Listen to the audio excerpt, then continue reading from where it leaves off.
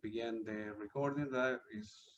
It is recording now. So good afternoon, Mazzy. My name is Claudio. I'm calling you from DC area, from the studios in Fairfax City. We're very humble and grateful that Norman, aka Mazzy, accepted our invitation to our show. Mazzy, welcome to the show, man. Thank you, Claudio. It was a pleasure. And then it's more not just interview, free format. I will ask. It's about music, yeah, right? So, and so where were you born? Well, I'm a native. I was born in San Francisco, and I was born literally on the corner of the Haight-Ashbury, the year the Stratocaster guitar was invented. So anybody who wants to know how old I am could figure that out. I'm actually I'm pleased that you invited me here, but I'm surprised. I'm really just a collector. Been in the business when I was young. Yeah. I'm not a music celebrity or musician professionally, but I just have a vast musical taste. Well, I like that. I know that I like interviewing people that are knowledgeable. And this is the first one that I have done where the person is not a musician, right? So in a couple of weeks, I'm going to be calling Peter Frampton, Peter Gabriel, maybe. I have interviews from. So you're doing all the ball guys you're interviewing. All the ball guy, yeah. The Genesis, the electronic music guy, several for the Berlin School of Music in Germany, electronic music, and have been good. Some people reply to you, some people no. Well, I'm telling I'm not a BBC. I don't have 1,000 listeners, but they like the fact that all my radios are free. I don't charge anything. I'm paying for all the costs. It's 24 hours a day. All my radios are 95% music. The other 5% is interviewing people like yourself, a musician.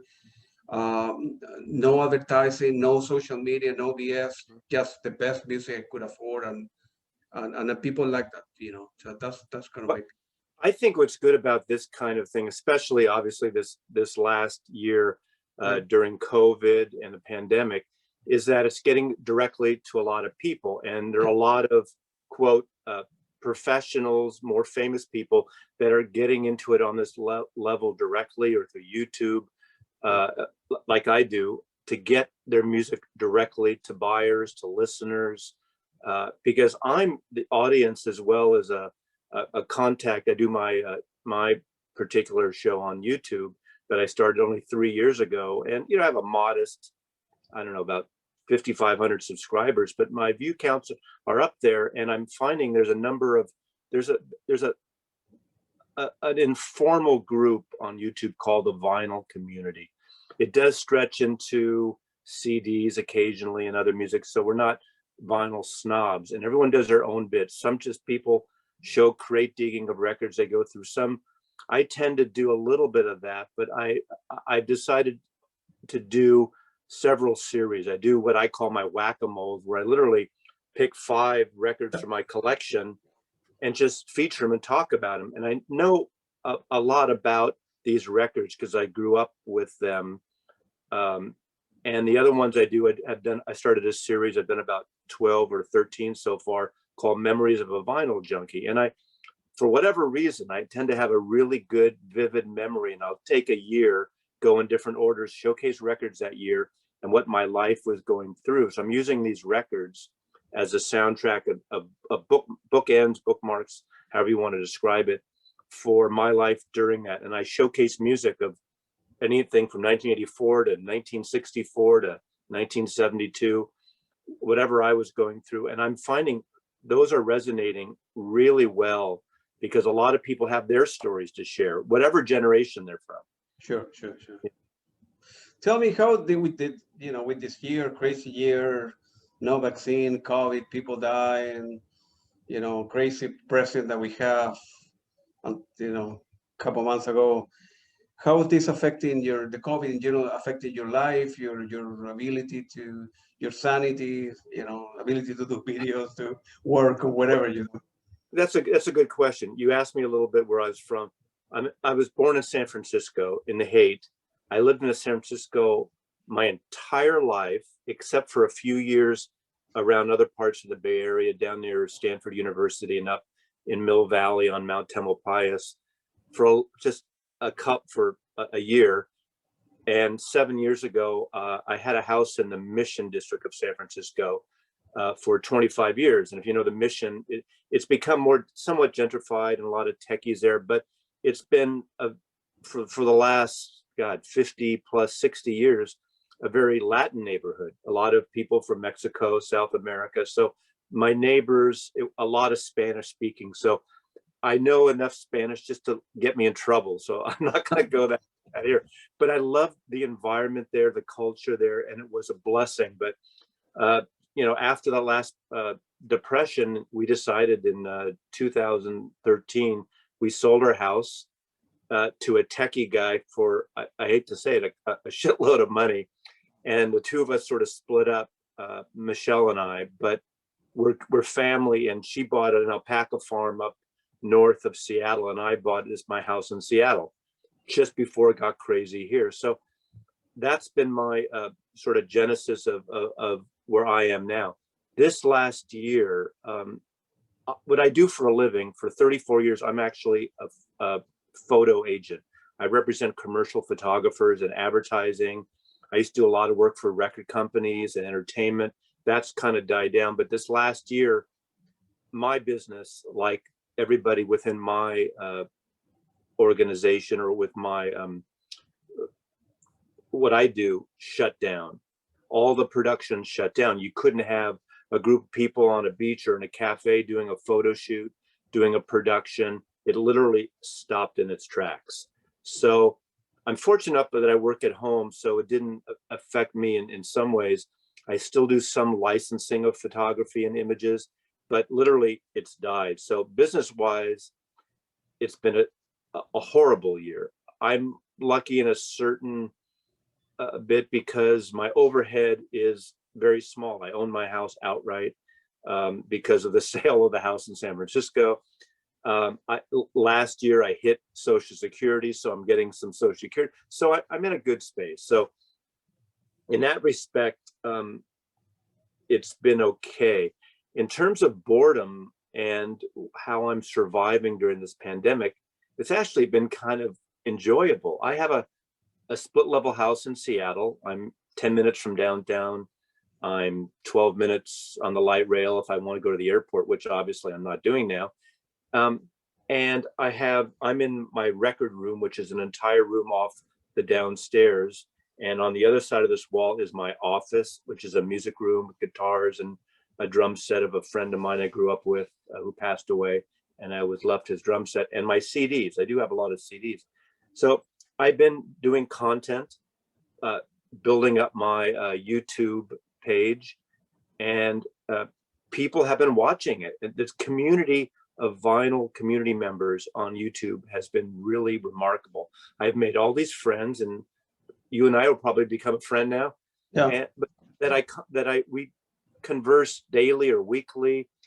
There's one of the YouTube groups I've met with Michael, 45 RPM out of Germany, and another Michael who's a guitar player with a duo called Balmoret, who actually just signed to Deutsche Grammophon Records, and they're kind of neoclassical minimal music, which is really gorgeous. Their new album comes out, I think, in March.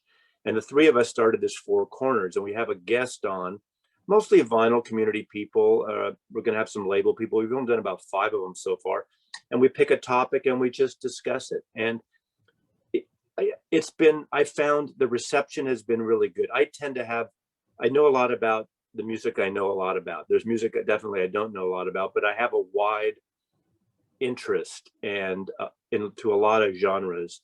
But also I tend to get somewhat snarky if you watch my videos, because that's just my nature. And I found people get it or they don't get it. And I don't take it personally if they don't get it.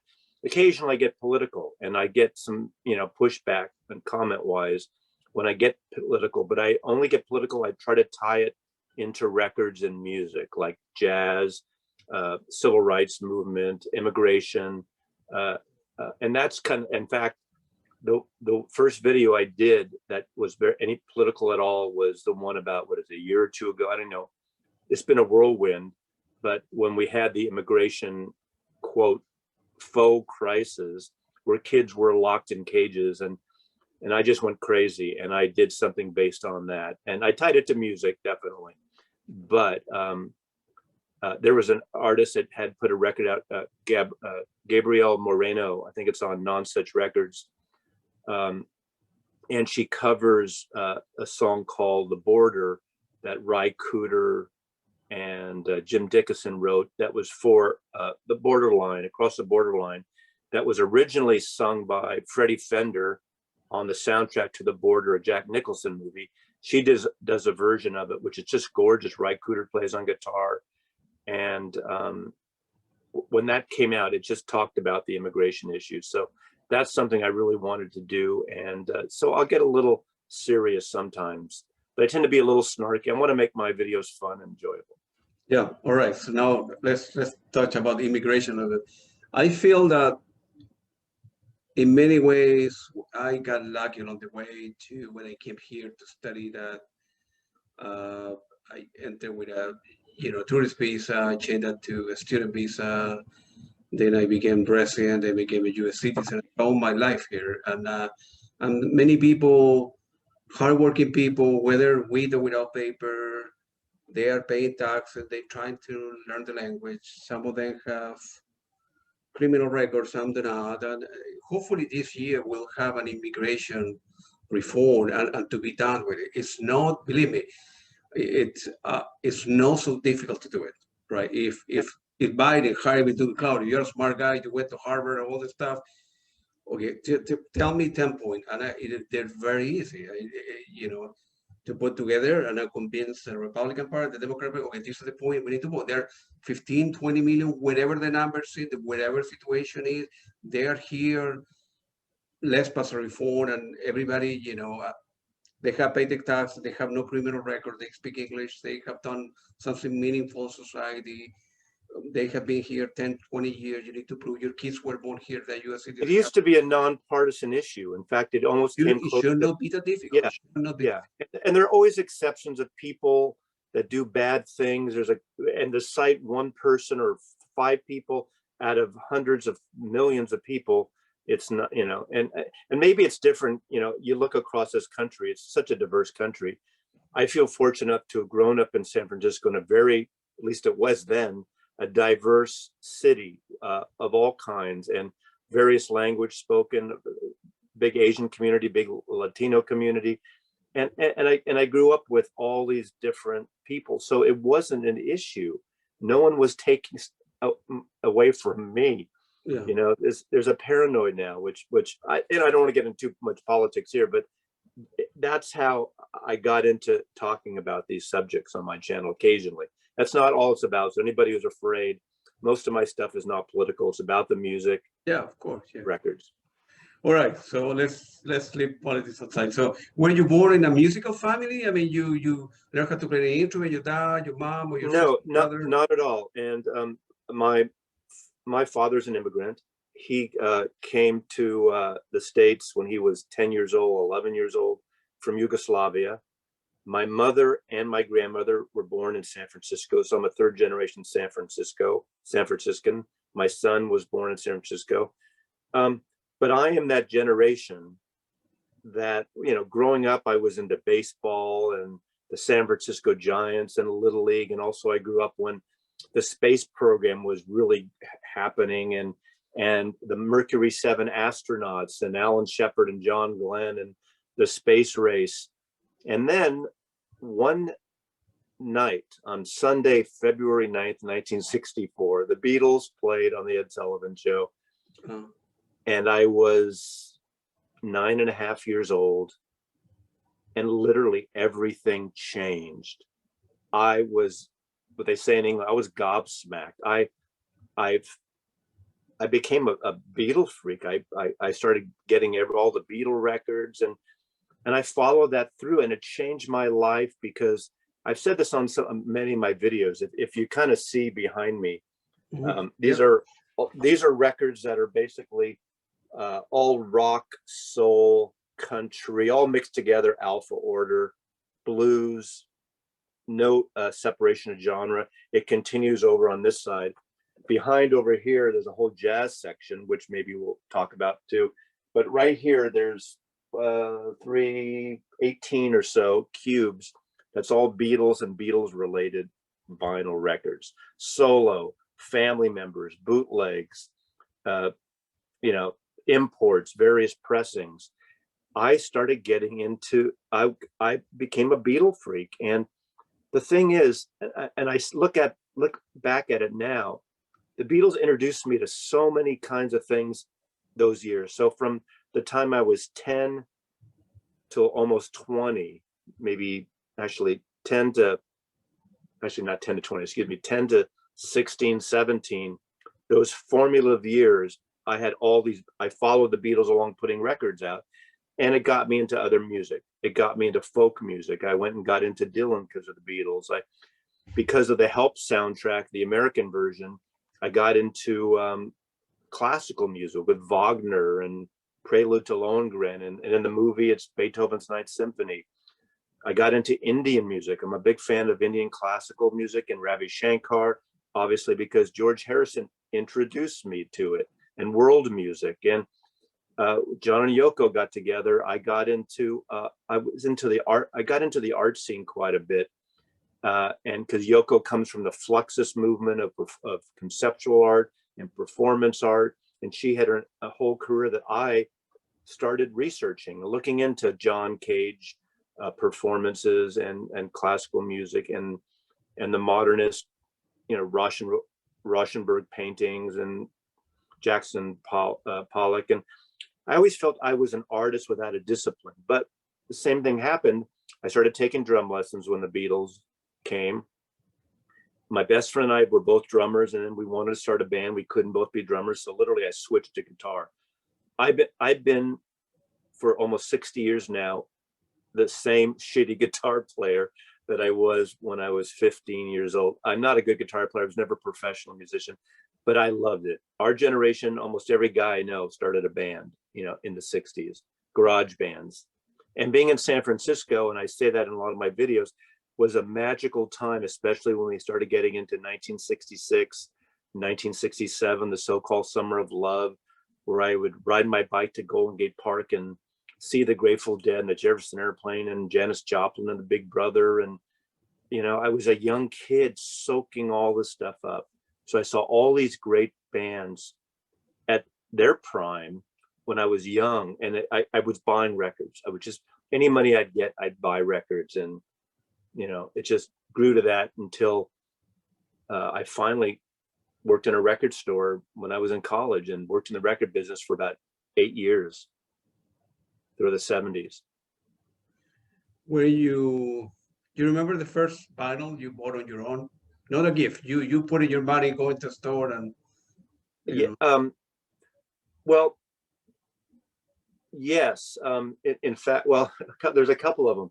I was getting the Beatle records, but my mother at the time worked at a department store that had a record department. So whenever I wanted, she got a little bit of a discount. So a lot of times when I wanted a record, I'd go there and she'd buy it for me, or I'd give her the money, or she'd buy it because she'd get her discount, employee discount. So I do that.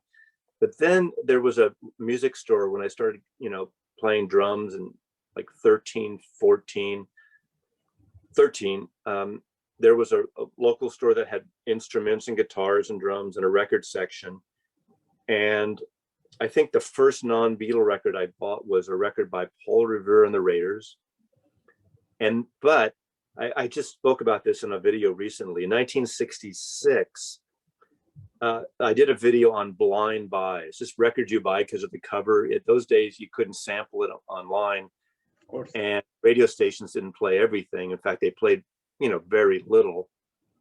Underground or FM radio wasn't a thing yet. I remember I picked up and bought. Sorry, I'm going back here. No, don't worry. This album, and I can't believe I bought this record. I didn't know what it was. It just looked really, really funny. 1966, 12-year-old boy, doesn't know what he's getting into, and I bought Mothers of Invention. Freak Out. Wow. I mean, I'm sure a lot of your viewers know this record now, or if they don't, they know who Frank Zappa and the Mothers, Of course. were. Susie Cream Cheese. I just thought this was hysterical. Yeah. I think I hid it from my mother because it was like the filthy hippies, you know. A lot of people know this record. This is a copy from 1966, Verve Records of Freak Out. And I played this record every night for maybe twice for a month. It was just so weird, and it made me laugh, and I just thought it was great. So this is one of the first things I bought, definitely. For me, it was in '76. I was 14 at the time. It was Jean-Luc Ponty, Aurora, album 1976. For our listener, I did have the privilege to interview Jean-Luc like a month ago. I called. I need to watch that video because That was the best. We talked for 90 minutes, and I began similar to what you're doing. I mean, I study his discography and biography very well. So I was showing, yeah, you did this album. I would show the album, you did this album. He was very happy with the debut that he ended up posting that in his Facebook webpage, and he sent it to a couple magazine. A magazine in France contacted me if I wanted to do a follow-up with other artists. I don't know what's happened that day. It so happened that, see, I know what happened. So growing up in South America, right? At the time, Norman, when I finished high school in 18, no bands were not going there. Nobody was going to Latin America, and I was going crazy. I hear about Led Zeppelin, Pink Floyd, and all this Genesis, Peter Gabriel, and all this time. Say, I want to listen to this guy. I want to listen to this guy. So I was a very, very bad student, and I talked to my uncle. They helped me out to get here, to get to the United States. I was going crazy, and now I have seen so many bands, so many shows. But at the time, I remember I was very clear. I was 16-year-old. I said, if I can see Jean-Luc Ponty once and the Pat Metheny group once, I will be happy with the rest of my life. Now, I have seen Jean-Luc, I don't know, about 20 times. Wow. Pat Metheny, I'm in the process of trying to get a hold of him so I can review him, seeing him, Pat Metheny, 30 times. I have seen over 1,500 shows in my life. What happened in the border that I live, Norman, between, I'm very like 15 minutes to DC and 20 minutes to Maryland. Right. Every band's come here, every band. Right. So I see close to, now we got the pandemic, I cannot do it, but on average, I see close to 30 shows a year. Wow.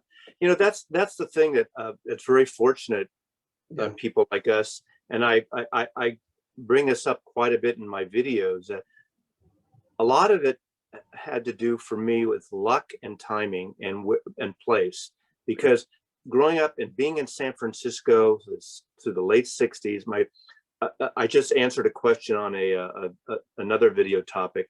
My first concert I went to, and that was when with my friend, his parents, we went just south of San Francisco, a place called the Circle Star Theater. It was a round stage that turned around on a motor, and it was a Dave Clark 5 in 1965.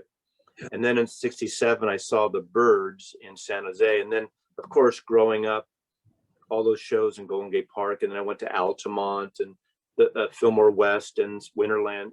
I saw all these bands come through San Francisco because everyone came through San Francisco.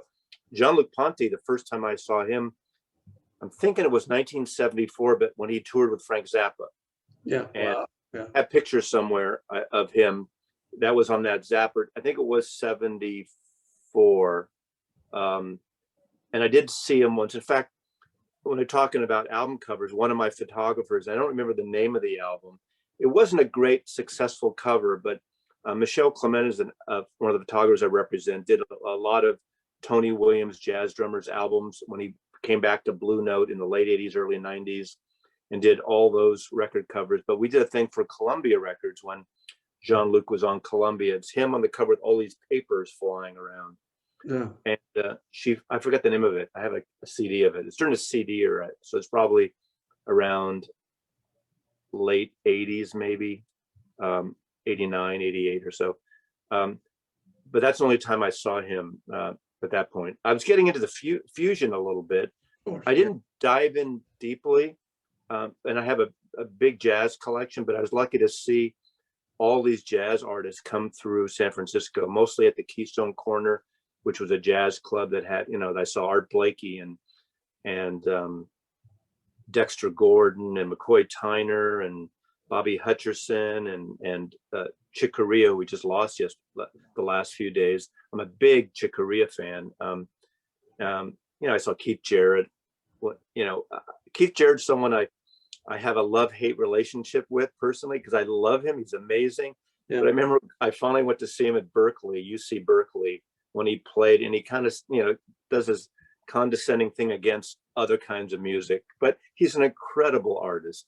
I just love him. So it's right time, right place, seeing all these great groups. And again, I worked in record stores, and then I got a job in 78 working for ABC Records for a couple of years. And then MCA Universal bought us.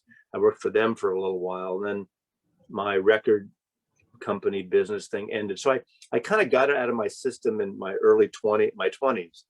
I liked it in a lot of ways, but I felt that I was getting so much music. It was hard for me to have time to listen to the records, because it was all about product when you're selling records. And, for the last 40 years, I've been enjoying music even more. But you talked about pandemic. I've ordered I think I've been a little obsessed ordering too many records during this pandemic, and things seem to be delivered every few days. Yeah, I do this. I do the same. It's funny that you mentioned. Well, it's through an accident. They gotta be somehow. Life is in many ways, they gotta be in a way predetermined. Let me give you an example, right? So I was a young guy, wanted to listen to Jean-Luc Ponty, right? I was going crazy, right? I arrived to New York in June 30 that year. 2 days later, Jean-Luc Ponty was playing in New York in a park.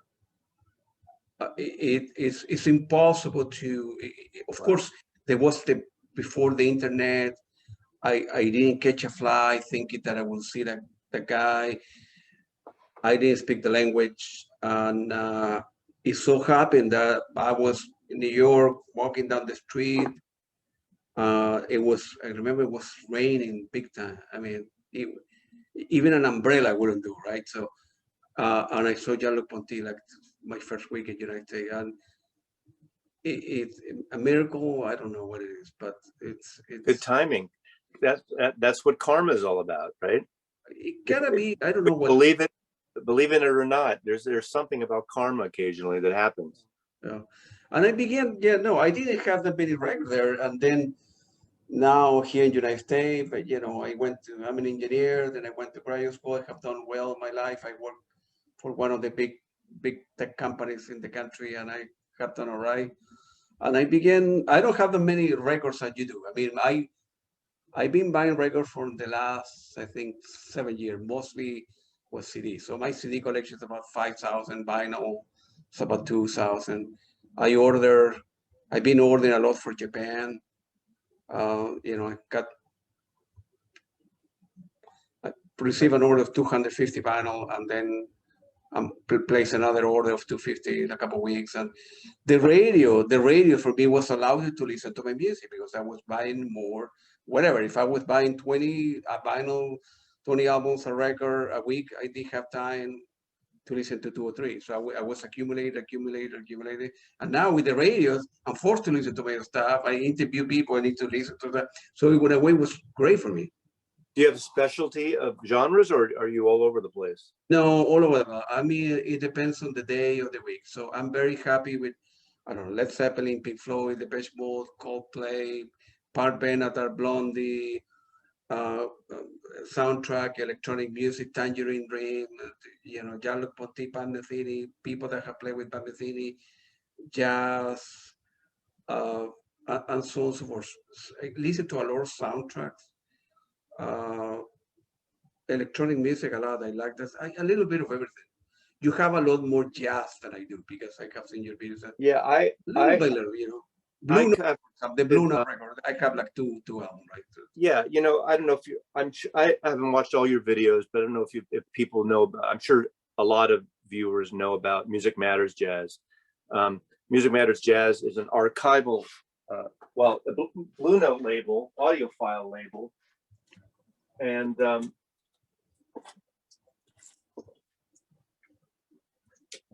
I have about 75 of their titles out of, I think they had 150, give or take. And they've gotten hard to get. The company is really almost not in existence anymore. They still have some titles on their line. They started out doing double 45 RPM issues. This is like Wayne Shorter's Speak No Evil. This is an SRX. God, you can go into detail about all this stuff with the SRX vinyl formula. These records now, this was like a $70 record, which now goes for over $200 because you can't get it because their license has pretty much ended with Blue Note because, as you probably know, here's a few others, Yeah, beautiful. Yeah. I mean, they're what they are is they're beautiful gatefold covers, and the pictures are unbelievable. They use pictures from the Francis Wolff archive that has been owned by Michael Kuskuna, who used to be the president of Blue Note for a while, I think in the 70s and 80s, and started Mosaic, those reissues, Mosaic Jazz.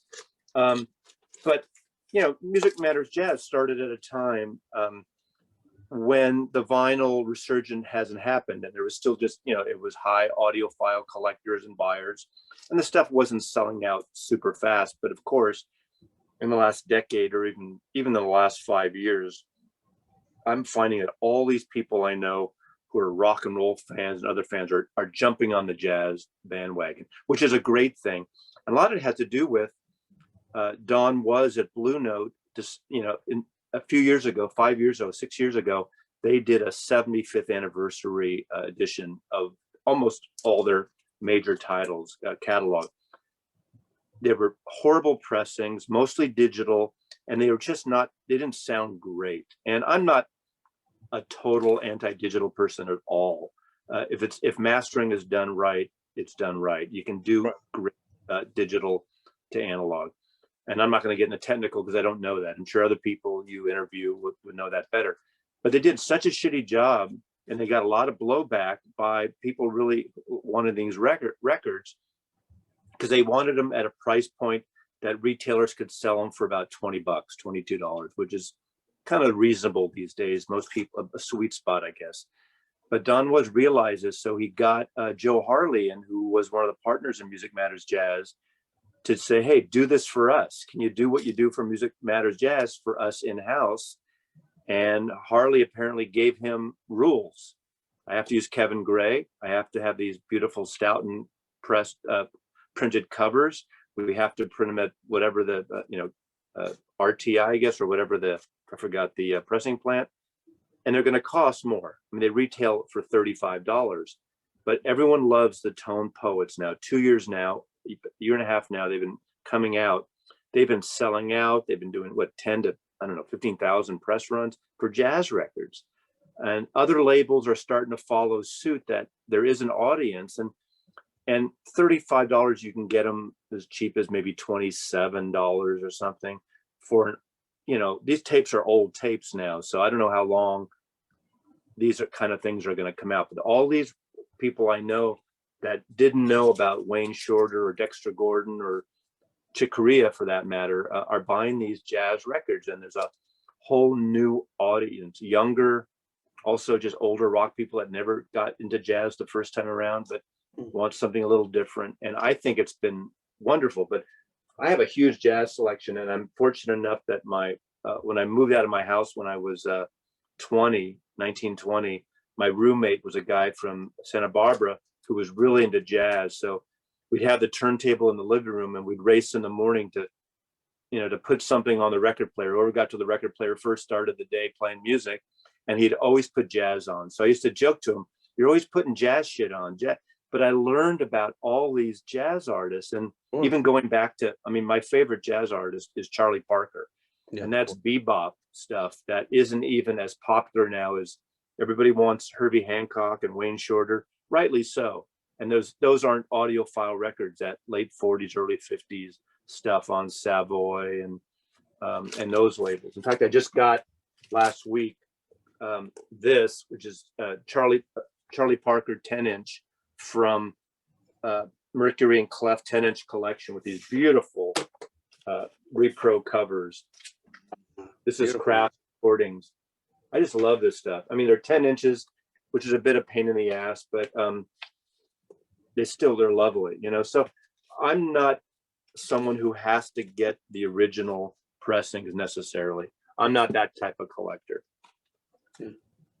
Were you, so a lot of things, when your parents realized, well, this guy got records, he's buying more records, he was 15, 16, 17. Were your parents concerned of, well, what's the point of buying all the music? You don't know how to play any instrument. You don't know how to read music. You should go to college, forget the music stuff, or the way where they embrace it and you help you to do your thing. My parents were, working class, middle class people, and they were great. I'm an only Jewish son, so of course they wanted probably me to be a lawyer or a doctor. And in my junior and senior year, I got this. They had a 4-4 program in a high school. So on Tuesdays and Thursdays, you would leave high school at 11 in the morning and go work on this job. And I worked at a law firm in downtown San Francisco, clerking and just filing, just gopher, basically. I got a little money. And I actually enjoyed it. I'd take the streetcar downtown. Of course, on my breaks, I'd go to the record stores and do that. And I did that for about 3 years. And actually, I liked it. And my grandmother lived with us. And she thought, oh, God, he's going to want to go to law school. I ended up going to San Francisco State College. I got out of high school when I was 17 and a half. Went right in 1972 to San Francisco State. I first studied psychology for 1 semester, but I really wanted to get into the film department and broadcasting department, because again, I still feel I'm an artist without a discipline. I've never been a great artist, but as it turned out, when I fell into the thing being a photo agent, now 35 years later, I'm great around artists, and I'm great promoting artists and marketing them and negotiating their license, because a lot of artists aren't really good at business. And I've just, luck of the draw, I probably should have studied business and I didn't. I fell into what I do accidentally. But my parents were really cool. But I remember the disappointment when I told them I always wanted to work in a record store, that I quit my job at the law firm to work in a record store. And they were crushed. I was 19 years old. It wasn't a horrible thing. It wasn't, and they never pressured me. My mother and my father were great. They let our band rehearse in our garage every couple of weeks. We'd switch houses where we'd rehearse. We weren't into drugs at that young age. We weren't those kind of kids. I didn't even smoke pot till years later, and I've never been, big into that.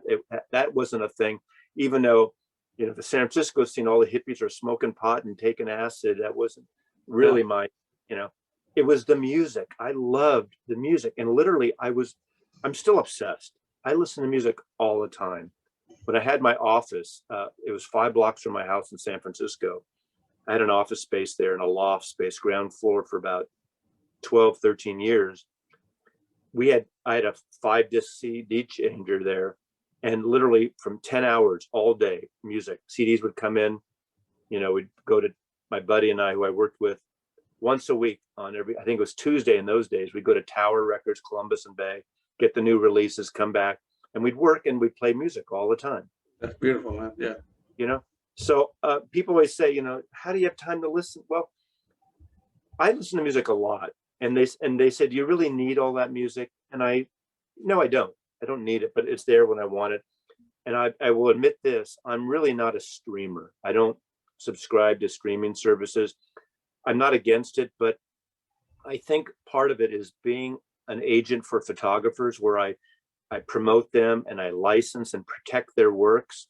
I'm a huge advocate to musicians getting paid and getting paid well, and that's been somewhat problematic, and it's still a learning experience for labels and the internet companies and the streaming services and the artists, where you could have millions of streams and you get a $150 check or something.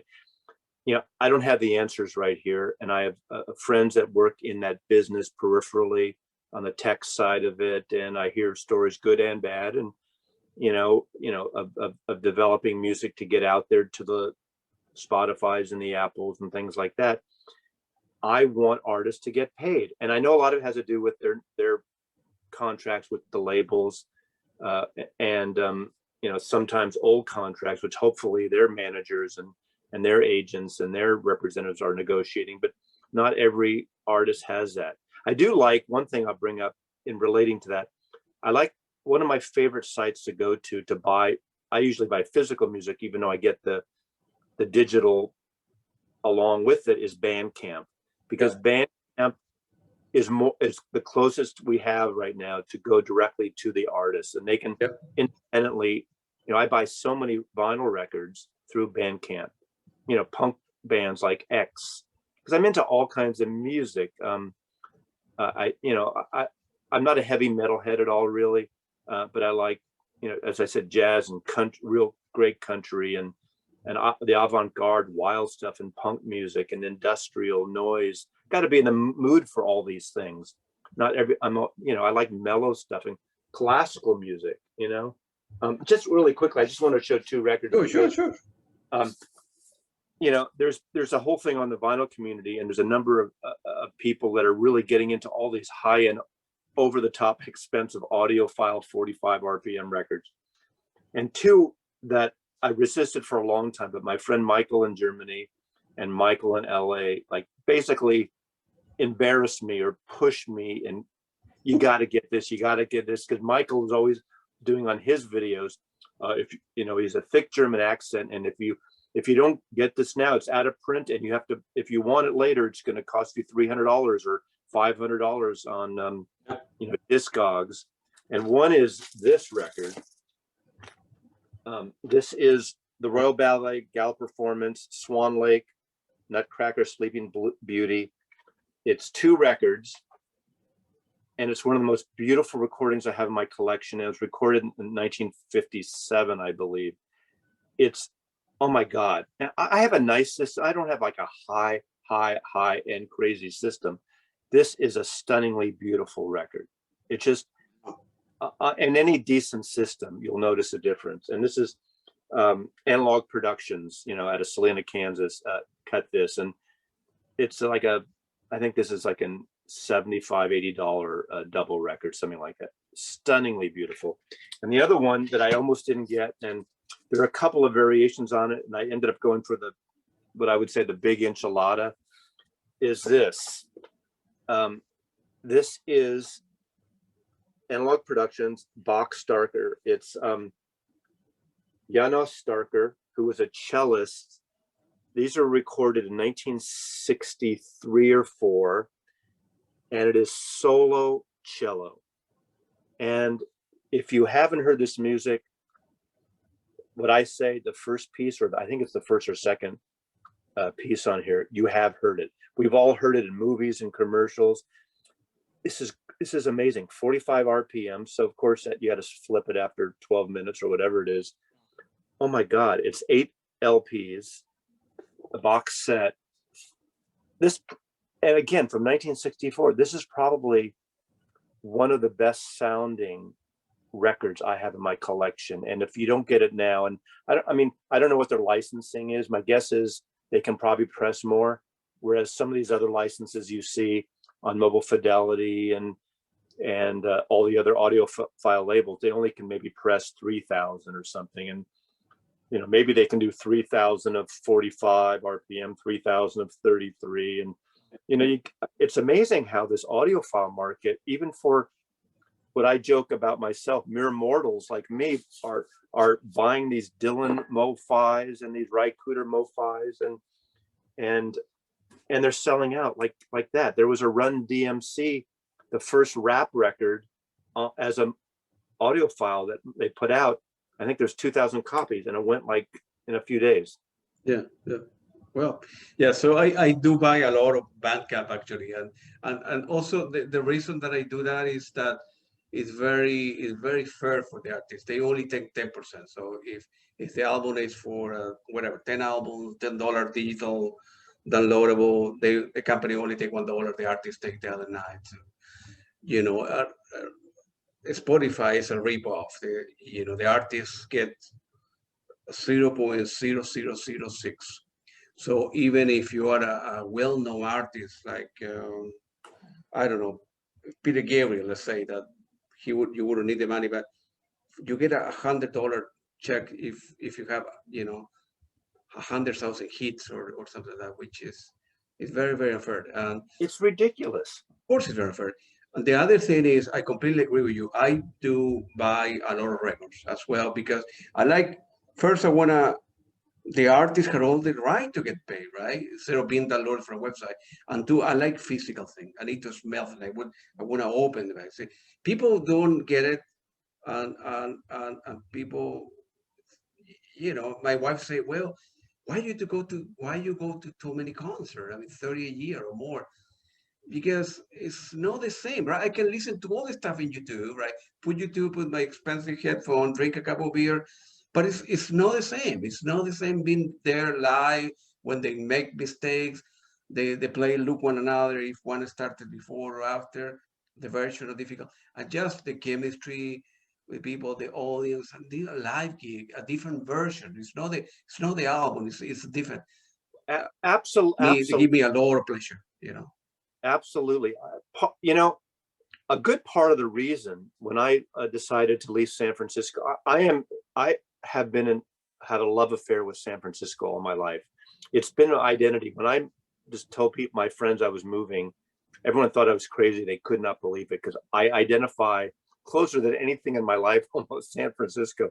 Of course, it's a different city now and it's gotten crazy expensive and people can't live. And I won't get into that too much, but I have to live on the West Coast and I have to be near water, even though I'm not going out swimming and boating all the time, even though I moved to a somewhat wetter and cooler climate than the Bay Area. 2/3 of my decision to move to Seattle was the music scene here. Yeah. The music scene, unfortunately, this year, we got to kind of discount the pandemic, even though we don't really want to. I want to take that out of the conversation, but the music scene, everyone is either in a band or was in a band who lives here, it seems like. There's so many clubs, all kinds of music. It's, to me, what San Francisco used to be. For the last 40 years, almost every year through work and play, I go to New York every year, and I love New York. And New York used to have great record stores and music. It has still live music, and artists, go through there. But that funky kind of club scene where you could see these major artists for, whatever, it's almost non-existent like it was. But here, if I spend $10, $15, $20, $30 for a couple of bands, and even if I don't know them, one's good. I'll go to see some large acts, but all the quote boomer acts, that you now have to pay $150, $400 to tickets, I hardly ever go to anymore because I saw them all when I could see the Rolling Stones for $10 or $6. I saw the Rolling Stones in 1972 for $5.50, and Stevie Wonder opened up for them. I've seen David Bowie 3 times. I've seen all these bands, I saw Sex Pistols, I saw Miles Davis at Stanford University opening up for the New Riders of the Purple Sage, when he was like 73, I think, when he was doing that kind of just one song for 40 minutes, fusion-y, Afrobeat stuff. Uh-huh. So I saw everybody. So I don't have to spend the hundreds of dollars. I can see new bands. And I'm with you. I would go every few weeks to live music here. Even if I didn't know, someone said, oh, you got to check this artist out.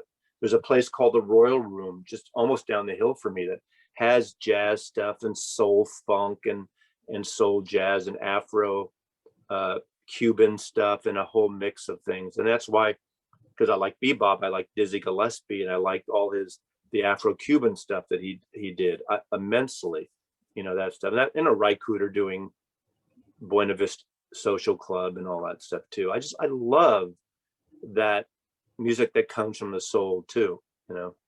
Gotcha. Yeah. Lucky you that you saw David Bowie. I never.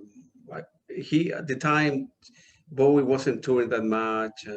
I'm younger than you, right? He was living in the UK, and then he moved to New York. New York, and then it didn't work out. I never saw the guy. There were three artists that died about the same time. One was David Bowie, the other was Prince, and what's the other guy in the UK? Leonard Cohen. No, what's another one that died? Prince. Yeah, but the Prince was three: David Bowie, Prince, and from. For me, it was Leonard Cohen, but I mean, I don't know. I'm a big Leonard Cohen fan too. So What's the other guy that you know they die about the same time or so? I never saw. 2016. Yeah. I will remember now. Unbelievable music. Hey Siri, what died in 2016? Yeah, from the UK? What's the name? I forgot the name. For what musicians died in 2016? Check it out. Anyway, keep going. I forgot the name, but George Michael. George Michael, of course, yeah. So I have seen a lot of people, right? But I have not seen all of them, right? So, for example, right? So, according to Claudio, right?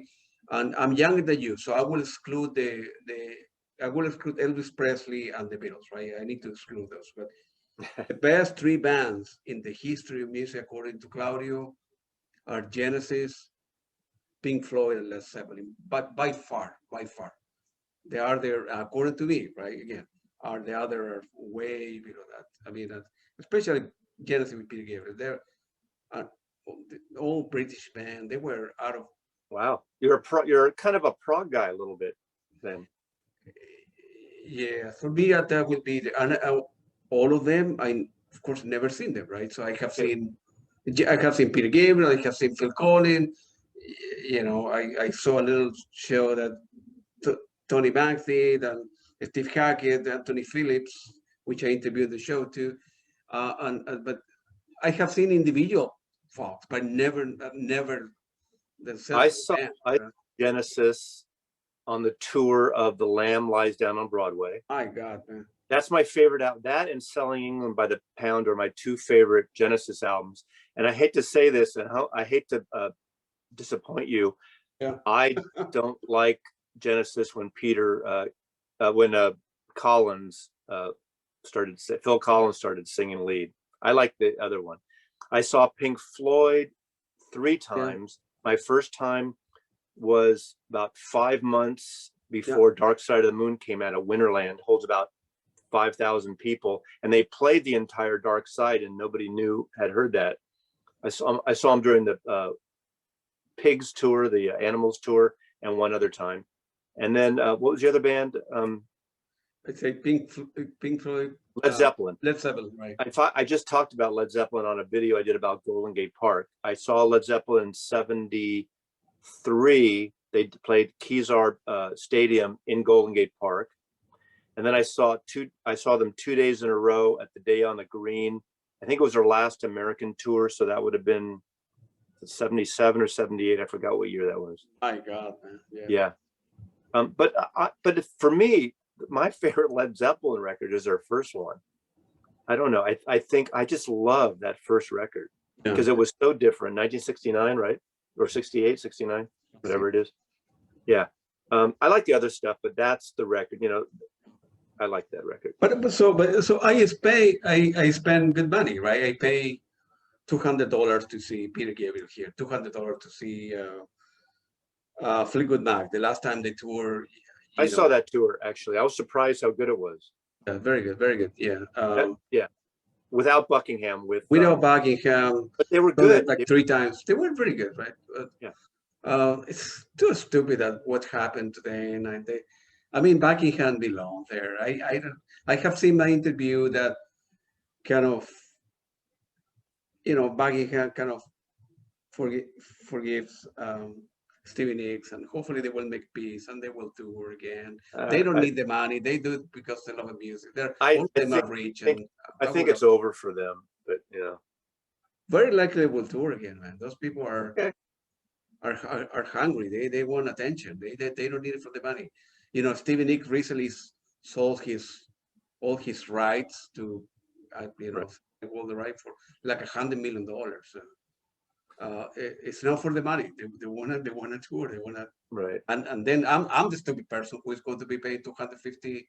We'll see like 3 times. See, that's why I feel I almost didn't. I don't know why I went to see that Fleetwood Mac. I had seen them in the '70s. Twice during that period of Fleetwood Mac. I also saw the one before that. I never saw the original Fleetwood Mac with Peter Green, but I saw the one with the middle period with Bob Welch and that whole thing. Because I like that period too. But as I just said earlier, I've seen there was a video I did because there's these threads in the vinyl community where someone comes up with a topic and everyone says it. And one of the ones in the last month was, what 5 artists that you have not seen that you wish you could have seen? And of course they don't do about dates. And because I've seen almost everyone, but I missed the Beatles. That's the story I don't want to get into here. People can watch I missed the Beatles. I did not see Jimi Hendrix. I wish I saw Jimi Hendrix. I wish I saw John Coltrane. Obviously, I didn't see John Coltrane. I think Otis Redding might have been one. I forgot who the other one. There's a couple others that I, but almost all the, I hate to say boomer bands, but you're talking, Genesis, and whether it's, the prog band, Emerson, Lake and Palmer, Jethro Tull, yes, Little Orchestra, XTC. I even saw, and I love them. They hardly ever tour. Trying to think who else. Elton John, Donovan, punk band, Sex Pistols, The Clash.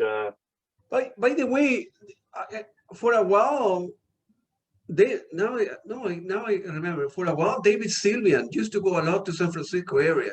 You saw him?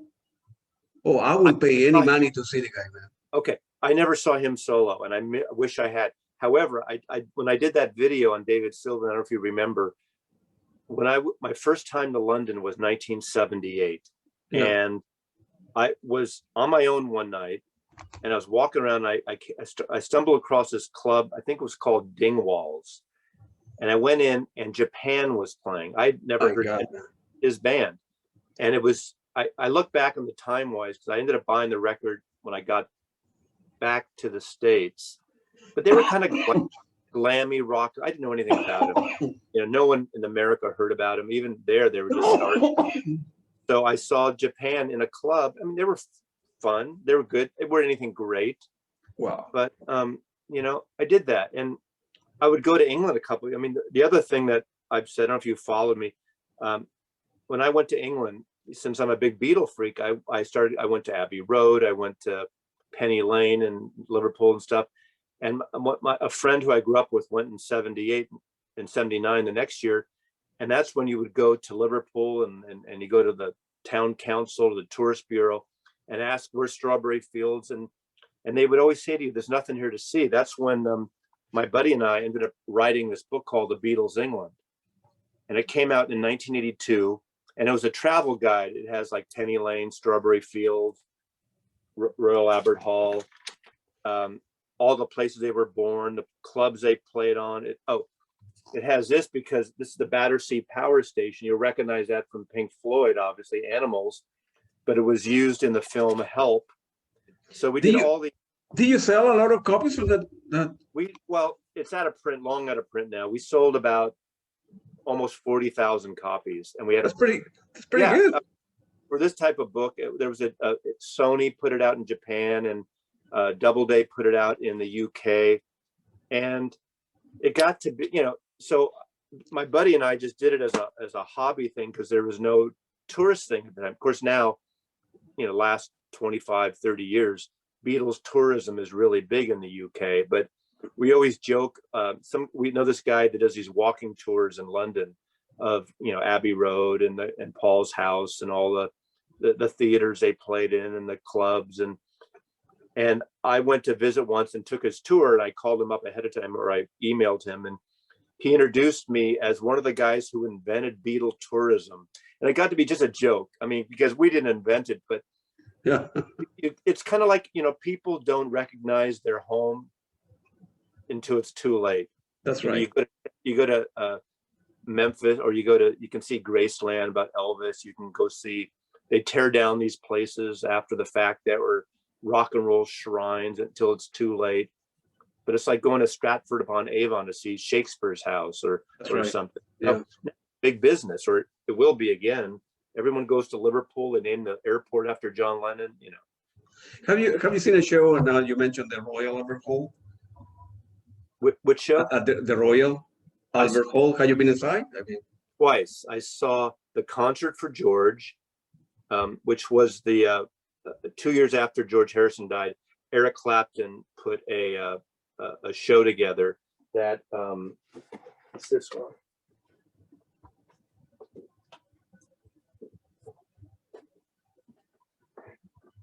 It's this one.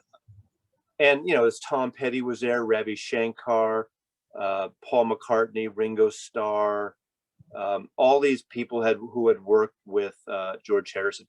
One of the most beautiful, there's a documentary film on it, a performance film. It's one of the best things I've ever been to. And then I went again in 2005 to see the reunion of Cream, because I'd never seen Cream, and I love Cream. Eric, there was a reunion. They did 5 shows, and I went to one of the shows at the Royal Albert Hall. Only those 2 times. Yeah, I have been in London many times too with my wife and my son, and outside the Royal Hall many times. But I bought ticket to see Eric Clapton 3 nights. He's in May, but I don't know if I will be able to fly. Oh, right. And he might not even do it now. I mean, but he does usually. I don't know if it's. He books it every year. And he does every May or every April. He does like the Royal Albert Hall. Yeah, that's why he did that thing for George, because he was really kind of George's best friend in so many ways. Very likely that it's going to be postponed because Genesis was doing a mini, small tour in the UK, and then they push it all the way to September, October. So very likely the Royal Albert Hall. Is it with Phil Collins? It's not with Peter Gabriel, is it? Or no. Phil Collins cannot play drums anymore, so he's going to be his son playing drums, and it's not the same. I know it's not the same, but I for me, I would love to see it, right? So I get it. Sometimes you feel you want to see it for different reasons. There's it's sentimental sometimes, but again, as I said, right time, right place for me. Man, I noticed that you have an unbelievable unparalleled ability to recollect facts, man. I have no idea why you didn't go to medical school or go to law school like your dad. You have an unparalleled ability to recollect facts. I don't have that kind of mind. It's. I think I'm tricking you, but in a way, not on purpose. No, not on purpose. The thing is, I have all this stuff up here, but it's kind of like, I use Apple Mac computers. I'm not a PC person, and I don't know. It's probably the same on Windows. I don't know, but sometimes you get to the spinning basketball around when the hard drive is overworking and you never get to the place you want to be. My hard drive is full up. There's certain things I recall so vividly, but I get a little dyslexic where I reverse it. And so having the kind of knowledge to go to medical school or a lawyer, I would reverse the facts and they would be wrong. I cite this. I did a one of the Four Corners video a couple of weeks ago. We did it on soul music. And in fact, I just uploaded a video on some of my favorite soul records yesterday, R&B soul records. But I was talking about a cover that I really liked that John Lennon sang of "You Really Got a Hold on Me," which was a Smokey Robinson and the Miracles. And of course, twice when I mentioned it, I said a Marvin Gaye song. And I didn't know I said it until I saw the video the next day. I realized I'm thinking Marvin Gaye. I mean, thinking Smokey Robinson, but I'm saying Marvin Gaye. So sometimes my mouth goes faster than my brain. Yeah. No, but it's unbelievable. I cannot remember, man, what I did last week or the week before. Well, but music is, it's been the signpost. And I remember dates because I remember when records came out, when I bought them, because I'd say a good 2/3 of my collection, I bought these titles, when they came out, or with a month or two when they came out. It wasn't something I went back and I'm buying all these records that are 40-year-old records or 30-year-old records. Most of them, I kept on, and I find a lot of my friends, I have a handful of friends that are like me, that really are into music, but a lot of people I know my age are not anymore. They don't listen to anything new. They don't buy records. If they ever come over here, I've done a few whack-a-moles on my video with guests. Yeah. We come over, we play records because they're in awe that people still buy records. There's a lot of people out there, as you know, that have no idea that records are still a thing. Vinyl. Yeah. And why would you buy that when you can just stream everything on YouTube? Or, I don't argue with them. I get it. People aren't making as much money compared to what a house costs or what a car costs. That's a whole other discussion about the inequity about, I remember when I worked in those record stores and I was making, maybe 50 cents more than minimum wage, working in a record store, but I get free tickets to shows, get a free bar tab at shows. I had a car, gas was cheap, I had an apartment, and I went out to dinner, and it wasn't a struggle in the 70s in San Francisco. Yeah. And now, people aren't buying records because they can hardly afford, unless they got a big tech job or they got a big, there's certain kind of people, like in San Francisco, the people that bought my house was a guy that worked a big, I won't mention the big well-known tech company, but he had been one of the big guys at security there. And he took his buyout, I guess, or whatever, and, paid $350,000 over asking price on our house, all cash. My God, man. Yeah. And we had like 6 offers. So, how can I not accept that and think, God, I can go live in a place? And we had done a big renovation on that house, so we would had another 20 years left on a mortgage. I can live in a place now with no mortgage, and which is nice. Yeah. Well, there's nothing wrong making money. If you not at all. If you're a good, top lawyer that, coming out of Harvard, you charge $500 an hour or whatever. Well, that's company the thing. Pay you. If you're a medical doctor, you earn it. In my world with my commercial photographers, we'll do ad campaigns, and sometimes when people have asked me of how photographers are doing nature shots or they're doing concert stuff, and they say, well, how do you get representative? What do you do? And what do photographers make? What do you charge for an ad campaign? And when I tell them, sometimes I can get $10,000, $20,000, $30,000 for a photo shoot for 1 or 2 or 5 days for a big pharmaceutical company. They think, oh my God, are you crazy? But I'm thinking, look, Pfizer's, spending millions of dollars on this one drug, or this is before COVID, or this drug for your heart, or for to give you an erection, or whatever it is, or for your eyes. They're paying millions of dollars to create this. For them to pay a few $100,000 for photography, for content, is not a big deal. Yeah. And they don't understand that. So I get a licensing for my photographers, and I get a cut of that. So when business is good for me, business is very good. They can take a photograph in a day, and make 5 or 10 grand in a day. And you But make they don't that always money. work.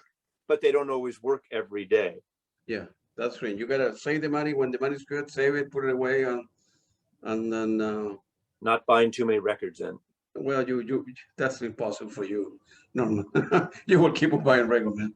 It's yeah, that's your hobby. This You is like the therapy. stuff, Claudio, this is like therapy now. I feel like I'm with a therapist right now. Dr. Freud, yeah. Although the best psychology wasn't Freud, it was Carl Gustav Jung. Yeah, I'm into psychology. The Carl Gustav Jung, well, we'll go into. What about Abraham Maslow? But Maslow, yeah, of course, I The know. higher needs. Hierarchy, yeah, the hierarchy of needs, but so the big difference, Maslow figured out, and the same with John Piaget, they figured out that they put a framework to think that existed. Put a Maslow hierarchy of needs, right? Right. Well, you need a shelter, right? You need to eat, you need to have sex, you need to get a job, you need to pay your bill. So, but other people, like Carl Gustav Jung, for example, right? He figured out things that nobody knew that existed. It's a big difference. The same with Sigmund Freud also. Although I'm more fan of Carl Gustav Jung. Carl Gustav Jung coined the term synchronicity and introvert and extrovert. Archetype, anima, animus, the stuff that he looked at religion, what God means to people, why God is needed or not, if God would exist or wouldn't exist, it would have been created. And he looked at stuff from a different angle. He was way ahead of his time. Very, very different. That Piaget look at a lot of kids and say, man, you need to be 2 to learn how to read, and you couldn't read when you were 6, or if you are traumatized when you're 9 months old, that will stay for you for the rest of life, and stuff like that. So they were easier frameworks than what the Carl Gustav Jung did. And a good example in music would be David Bowie. David Bowie did a lot of so-called weird stuff, early in the beginning, and then he reinvented himself every 3 years. He reinvented himself every 3 years, and it was unbelievable. That's a gift. It's not. Well, that's what attracts me. Yeah. Those musicians attract me almost more than any other, because the record business is notorious, and you love them and you hate them, you need them, whatever it is. But when they get on a thing, it's like the movie industry. Some things they hit and everyone copies, and let's do the same science fiction film, or let's do the great superheroes film, or folk rock, singer-songwriter. Let's all do singer-songwriter albums now. Let's all do heavy metal, whatever the thing is. But the Beatles at the time, we all followed them, and it's hard to imagine for younger people. They love the Beatles still, some of them do. But at the time, when this stuff was coming out, everything was different at the time. I mean, with Strawberry Fields, the way that sounded, I mean, that was weird music when it came out, but it became commercial in a way. David Bowie certainly, has reinvented himself. It makes it interesting. Doesn't do the same record every friggin' time. I mean, you talk about Fleetwood Mac. I love the Buckingham Nicks period, but I prefer the first and second period for some reason, because they evolved from, there were different bands, and all I think are equally as good. Now, obviously all weren't as popular, and the Rumors and that period, 75, 74 on, was the period that just went crazy beyond any that they could even imagine. I think after that they made a lot of, after Tusk, I think they made a lot of mediocre records for me, but I love Tusk. I love Tusk because it's challenging. It's so much there. It's a weird record for a commercial band, but that's kind of my favorite. I mean, of course I like Rumors, but I've said on my channel too, I worked in record stores when that year when, I don't know, was that year or 2 years, Rumors, Frampton Comes Alive, Man, and Eagles Hotel California. I couldn't listen to those records for about 30 years because I heard them so friggin' much and they were so big. I was actually at the Winterland show that they recorded Frampton Really? Comes Alive. Well, yeah, I was at that show, but the whole album is not from Winterland. Some of No. They were 3 different places. Right. But I was into him because I really loved Frampton's Camel and Winds of Change. I like those records. I was never into Humble Pie, but I liked those solo A&M records he did up to that. And I did have, you know, I hate to admit it, I don't even have a copy anymore on vinyl of Frampton Comes Alive, because in the mid 90s, I did do a mini purge of I had about 6,000 albums in, because I was getting a lot free too, and being in the business, and from, you know, but I bought a lot too. But I got rid of 2,000 records because of CDs. I'm that generation. Oh, CDs, the better format. Yeah. You know, I'm fine with CDs. I have about 5,000 CDs in the other room also. And I play them in my office. But when I'm listening, when I'm in my sweet spot and I'm paying attention, it's vinyl for me. Yeah. I do want to show 2 other things just because. Let's take a couple minute break because I need to bring the recharted and get a cup of coffee. Okay. But I will keep on recording, so I'm not going to stop it. So come right back. After? Huh? Do you edit this stuff out then? No, maybe I should. Let's pause it. Yeah, it is recording. Yeah, I just wanted to show these a couple of records because when I was started out as a photo agent, you know, it was several years after I got laid off from MCA Records, because record businesses, that's the trouble when you work for someone else. Companies merge, you get fired, you get rehired, all that. You know, they don't hold on to employees that much anymore. Rarely. Sure.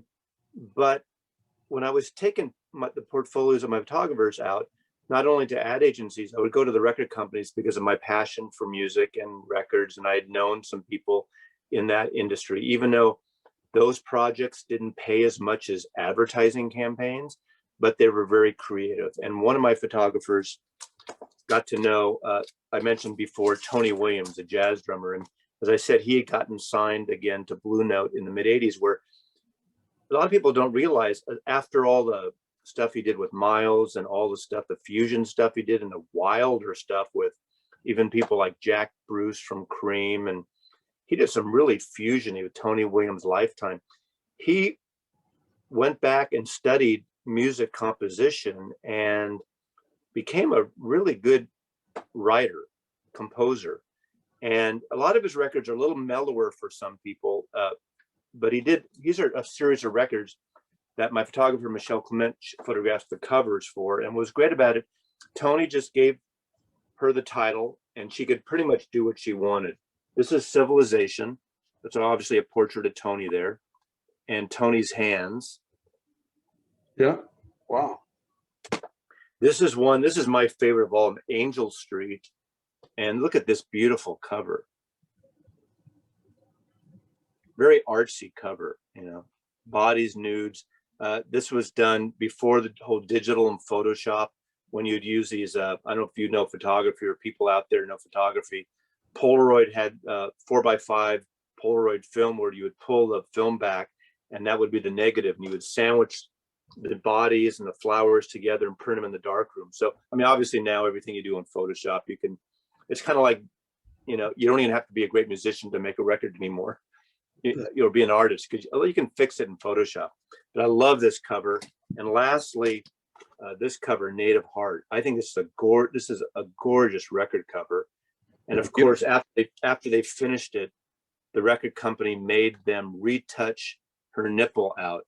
They put it in shade because they're afraid that they wouldn't be able to sell this to Walmart and some of the chain stores. But this is where I tried to make my business cross over somewhat with my hobby of records and music. How many records on average you buy a week or so?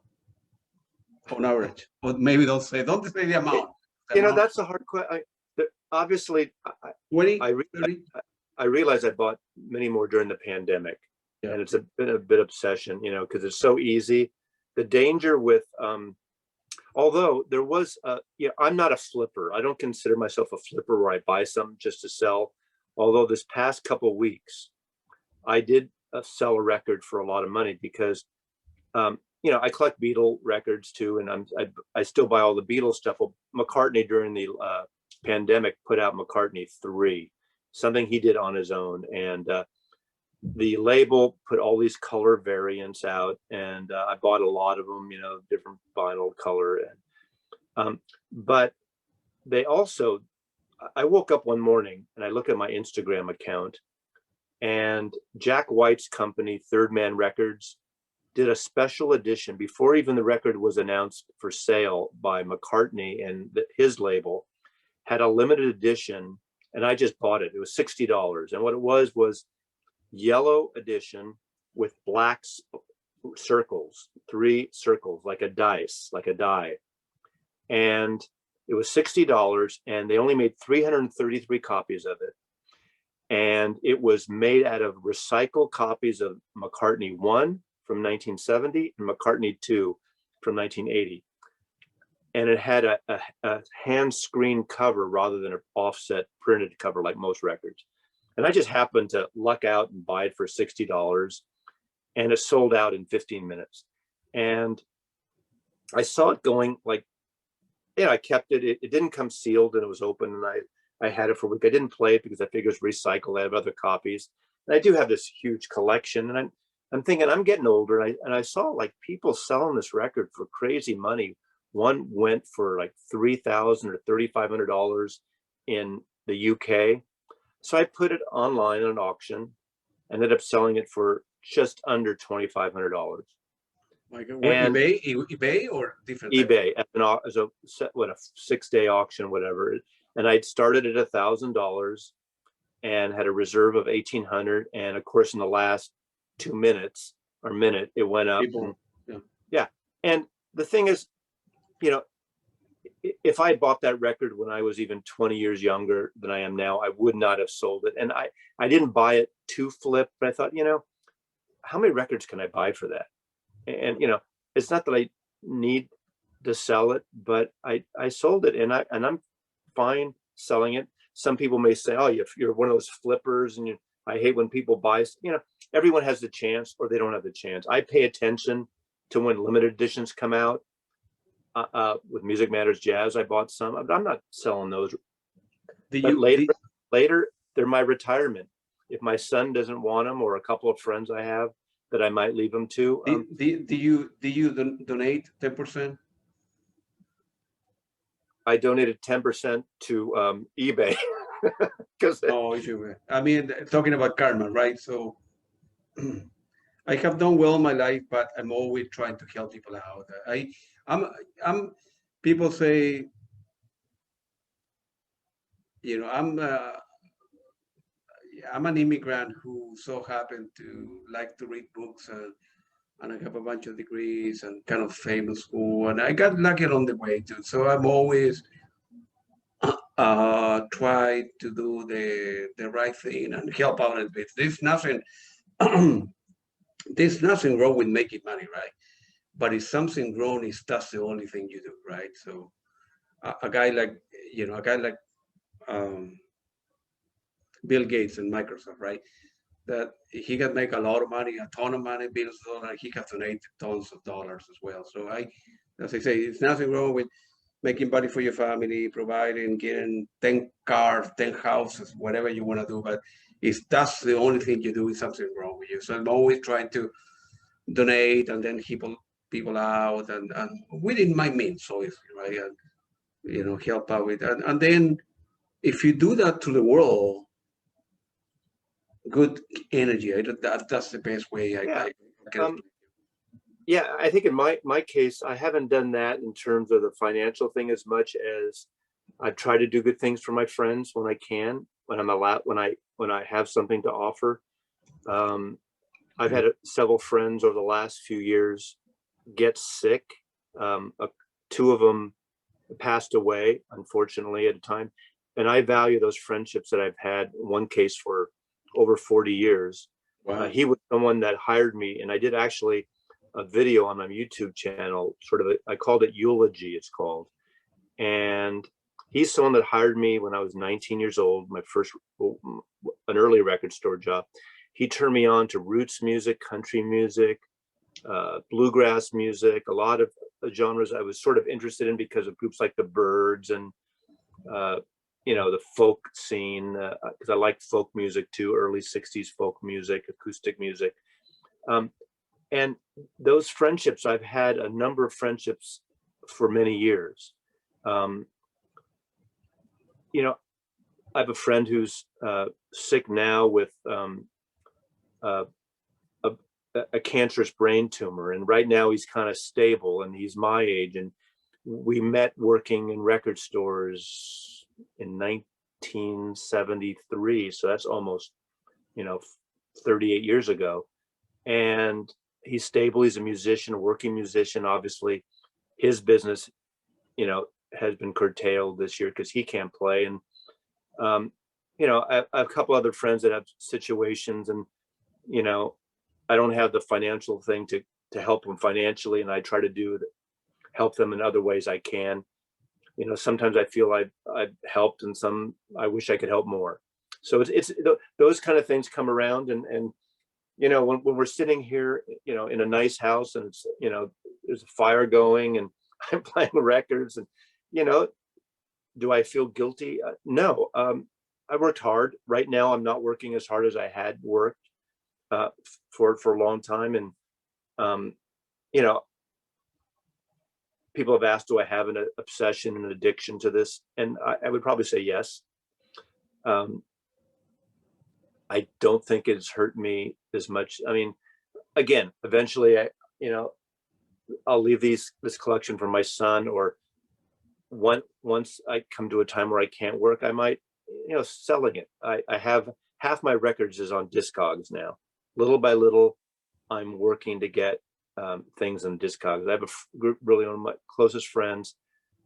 If you watch my channel, she's the archivist, and she really got me to start putting these things in a Discog. Now I feel a little guilty because I was doing really well, and I haven't done it in about 3 months. Maybe she'll say it's 4 months. I don't know, but I haven't done it in a while. But I want to sell them. What when you I do. I don't sell them at all. On Discog? But I do it to archive my collection, because I want to know what they have. God forbid something happens to me. My son, my family could. Okay, this record's worth $5. This record's worth $300. They won't just give the stuff away, or sell them, or they'll donate them. But also, it's good for me because I have my collection insured. For insurance purposes, if you go on Discogs, there's a low, medium, and high value, and that's based on actual sales. And most insurance companies will take the medium value. And I got my, I'd say about half my collection is up there, and and I use that as a document. I need to go through the rest, and records take a lot of time because you get into matrix numbers and pressings, and it's not like a CD where you can just scan the barcode and that's pretty much it. So I shared my Discogs collection with people if they're interested and want to know what I have. All my jazz is in there, but a lot of stuff still to be done. Does your son love music too, or no? Like music? He does love music, but he's not into records. He's not a collector like me. He streams stuff. Like he's an illustrator, an animator. He's freelance now. He'd like to get in a company to do digital animation and storyboarding and that type of thing. And he's really good at it and passionate. He has his headphones, and he's not into audiophile quality or that. But I used to joke to my friends that I brainwashed him when he was a young boy, because every time I'd play CDs in the car, and I would say, who's this? Miles Davis. Who's this? Johnny Cash. Who's this? The Beatles. Who's this? X. Who's this? The Clash. Who's this? Tom Waits. Whoever it is, Nat King Cole, one of my favorite all-time jazz pianist, singers, pop. Love him. So I would turn him on to music, and a lot of stuff he liked, but he got turned on to a wide variety of music when he was young. So, but he's not I don't know what he will do at some point with this collection, you know, but that'll be his choice at that point. But having it on Discogs, at least it's a sort of barometer to know what things are worth. Because, you know, people just say, come drag it away to Goodwill or get some local record shop to come and buy it, you know, for 10 cents on the $100 or whatever they pay. You know, vinyl's a hot commodity right now. Of course, yeah, people keep them, the last 6 years or so, right? Pardon me? The last 6 years have been, you know. A little more, Right? yeah. I moved here 7 years ago, and it just started a few years before I moved here. So, but it's gotten even crazy. I mean, you know, everything's being reissued. Some pressings are great. I know we're not talking about that in this conversation. Some pressings are really crappy, and they just don't seem to care, or they're so overwhelmed at these pressing plants. You appreciate paying a little more for the audiophile company copy when they do a smaller press run. But you know, some people have gear and they don't hear the difference, and that's fine too. I'm not a snobby person. If someone wants to use a Crossley, I know probably people watching this are going to say, "Oh my God, a Crossley." You know, people need to start out whatever they feel comfortable with. Yeah, Crossley's not going to screw your records up unless you play them up hundreds and hundreds of times on the thing. You know, I'm not that paranoid person. Top three. If God were to come to you and there's going to be a fire in your house, you need to pick 3 records. What would be? Well, I hope it doesn't happen. It never happened that it's a fire. knock on wood. That's why I have insurance, right? Well, there's a member of the vinyl community last year that was flooded out, and all his records were flooded out, and he didn't have enough insurance, and the vinyl community has helped him get back on it. He lives in the West somewhere.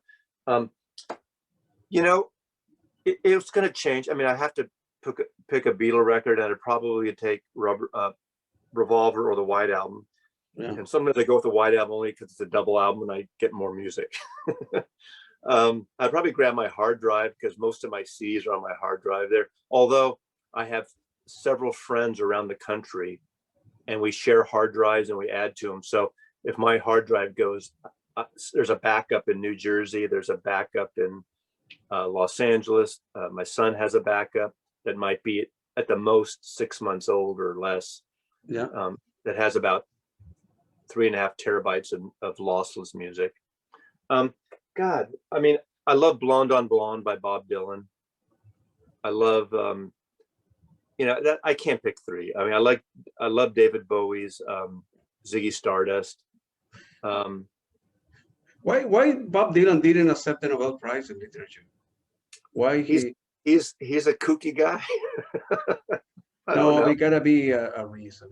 But he did write. He did write and do I don't know if he actually did the video, but I have my friend gave me the book that has his Nobel acceptance speech. It was like 3 or 4 months, 6 months later that he did a whole written response in book form, but he didn't show up for the event. What else? God, I mean, you know, there's so much good music here. Of course, there's so many, man. Yeah, I mean, I love Jefferson Airplane. Surrealistic Pillow. It's not a great recorded record, but it's a fantastic record. You know, to me, the whole San Francisco groups, you know, a Grateful Dead type of stuff. I love music from Big Pink. The too many. What about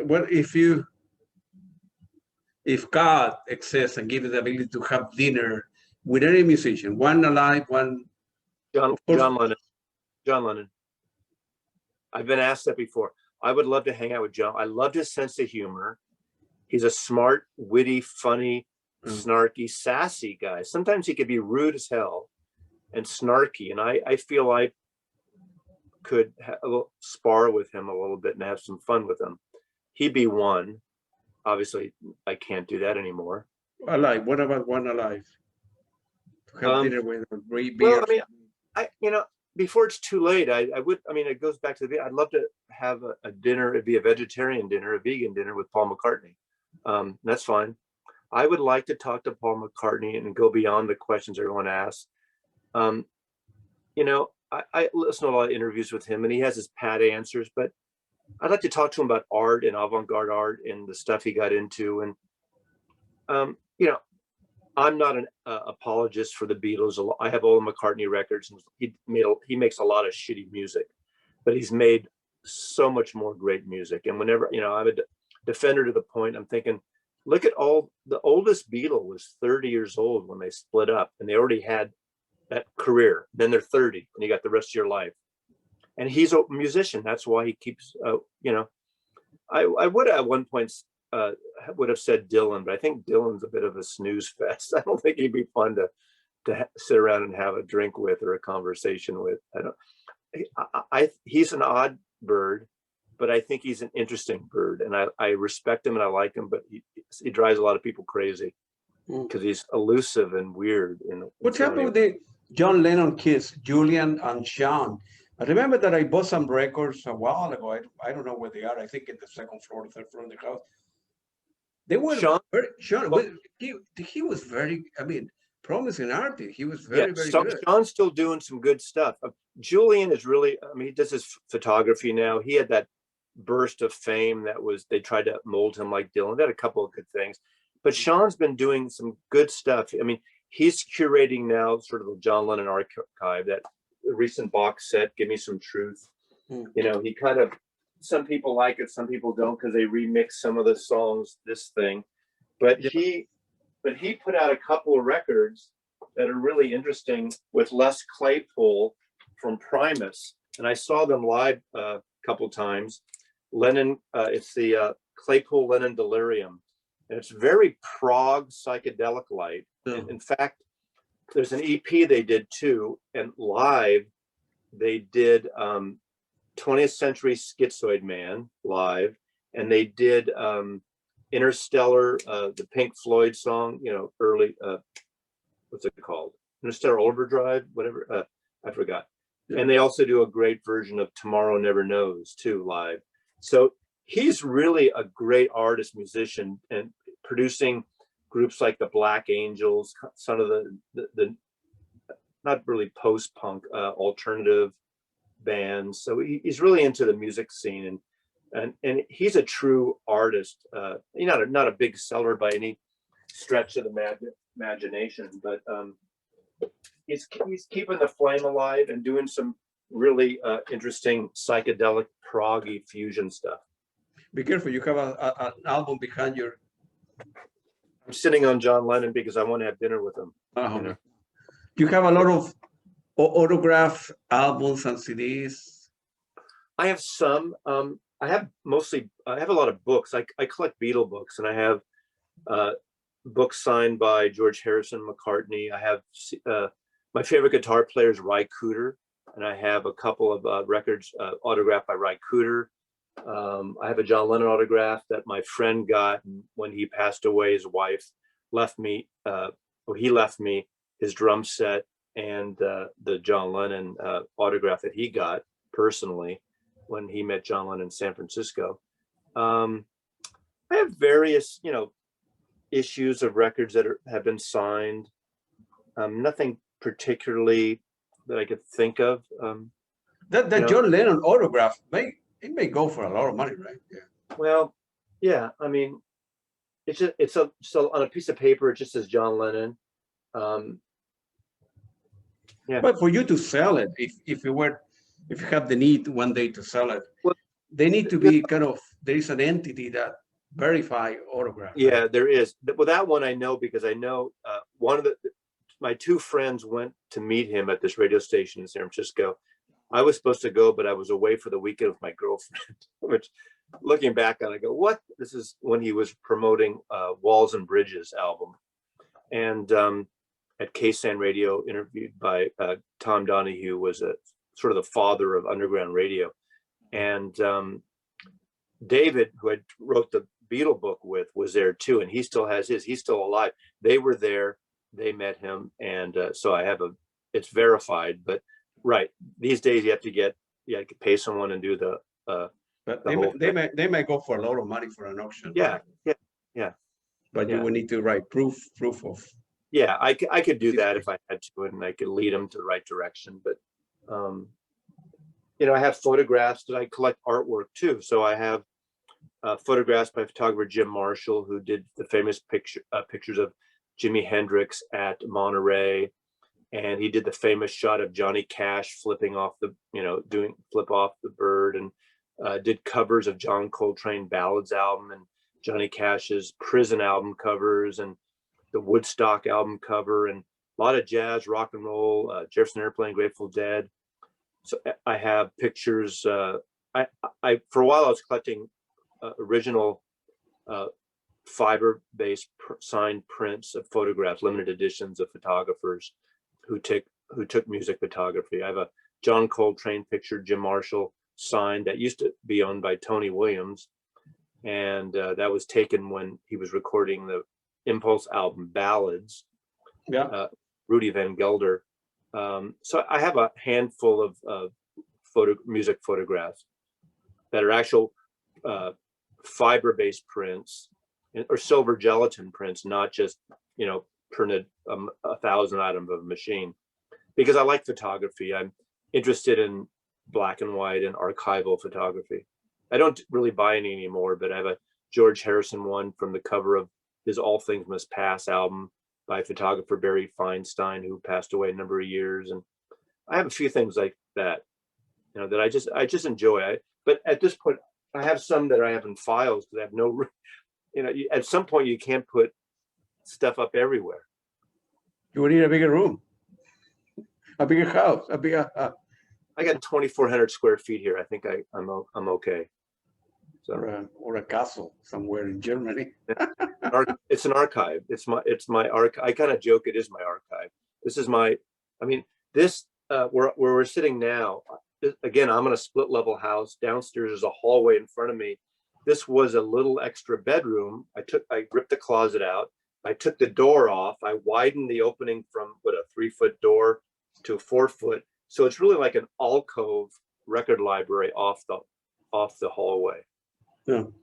So. Are you close to your son? Very close. Yeah. He's 30 years old now, just turned 30. Yeah. He was living in San Francisco up until about 6 months ago or so. He moved to Portland, Oregon. I haven't seen him since he moved because of COVID. I luckily 12 days ago got my first vaccine. I get my second in about another 12 days or 15 days. And I want to go down and see him. We talk and we text, and his mother and I are very close. She has the alpaca farm 3 hours from me. We talk every couple of days. We're like a modern family. It's Modern Family. That's the name of a show, a TV show. I don't watch it, but I know. I don't watch TV show. Yeah, my son is 17, and we have gone to a lot of concerts together. My son has seen now like 40 shows now, but he's 17. What kind of music is he into? The stuff that I did the same thing like you did with your son in the car, right?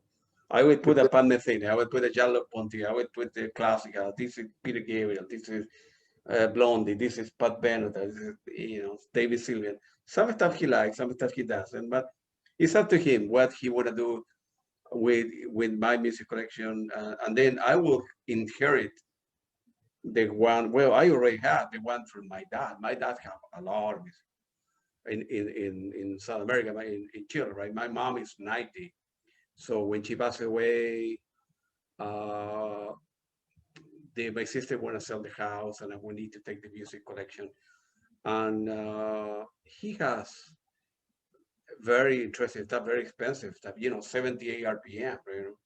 Are you going to ship it to Virginia? I don't know what I want to do with this stuff. I have no idea. No, keep it there. And some stuff, 78 RPM, there are probably of Louis Armstrong that are, I don't know, 500 copies in the world, or Gerald Morton and Bessie Smith. I'm talking about the 20s, 27, 35. I have no idea what my son will get my stuff, his grandpa's stuff. I have no idea what he want to do with stuff. Yeah. That's just fragile though too, the 78s. Yeah, they're very fragile. I have no idea what it's going to happen. I don't want to think about it, but It's a hobby, it's an addiction, it's something that you do. I mean, it's no different that, you know, a rich guy in Asia pay, you know, $100 million for a Picasso or $400 million for Da Vinci, right? I Or get it. You know, I don't get know. it. Yeah. The people like it, right? It's a, but I think doing that, right? It's nothing wrong. You can make money, but you bought a Picasso, right? You bought it at Sotheby's auction. You take it to your house in Tokyo, and nobody will see it. That pissed me off, right? As opposed to you are the owner, but you know, rent it out to different museums all the world. People pay, you know, $10,000 a week to show in London, Paris, France, whatever. Well, that's the thing. You want certain pieces of art should be shown, and you know, you can To be say the shown. collection of Claudio, but it's Yeah, at the of course, yeah. San Francisco MoMA. But Yeah. other people, they, you know, they're only having on their living room and nobody will see. That's Well, yeah, I should probably wind this down now from my side, but I would say you asked early, at the very beginning, you know, how this year has gone and everything, and I've thought of this too because a few people have asked me that. What's great about doing, for me, my YouTube channel and showing my collection, I love this collection, and it's in my house here, and especially now, I can't have friends over, a lot of friends that we can have a cocktail party or dinner and play records, and you know, they like to. I let them pull records because I like everything here. I think I do, and it's great for that. So doing these videos, it gives me a chance to share my collection. absolutely. And my knowledge, and I'm realizing I do have stories to tell, which Absolutely. I never really thought. I mean, my buddies and I would, you know, I think I bored a handful of friends telling the same friggin' stories over and over again. And I have this larger audience now that hear these stories, and you know, some react to them positively, and you know, I get negative comments and silly comments here and there too, and that's fine. I mean, some people Well, waste their. if it wasn't for COVID, perhaps I would have never formed a radio because I was still working. I'm working from the house now, but I had more flexibility in my time and I put the radio together. Or if it wasn't for COVID, right? Right. I was buying more records, more CD that I was able to consume, right? And then that being at home and being with radio, I'm forced to listen to that, like you, right? I'm buying a lot, and plus doing some computer work or email, whatever. I have records in the background, and so it forced me to listen to stuff. Still, I have at least 500 vinyl that I have bought recently that I need to go through, and 500. at a minimum, 500 that you haven't listened to yet? because I keep on buying and I keep on. For Wow. the radios, I need to take the CDs, right? You're worse than me. Well, so the reason is tough, right? Well, let me show you something. So I like I make a very good contact in Japan, Tokyo, who send me stuff.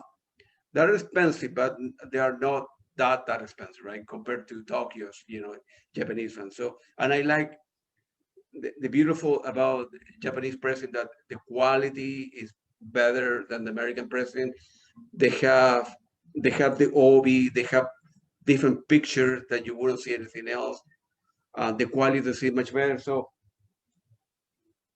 recently I got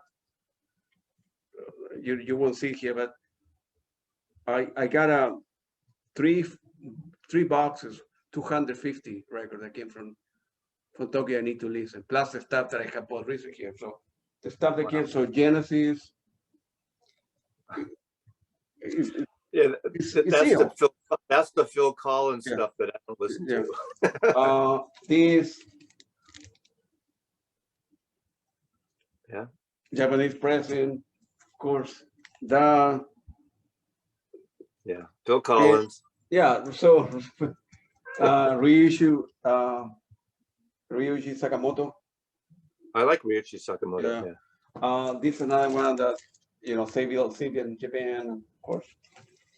I like these two albums from Sylvia, but I listened to stuff last night, so not everybody's Sylvia. Well, on my wish list, on my Discogs wish list, I only have 2 records that I can't find. One of them and I don't want to spend $300 for a record right now. And one of them is David Sylvian's Blemish.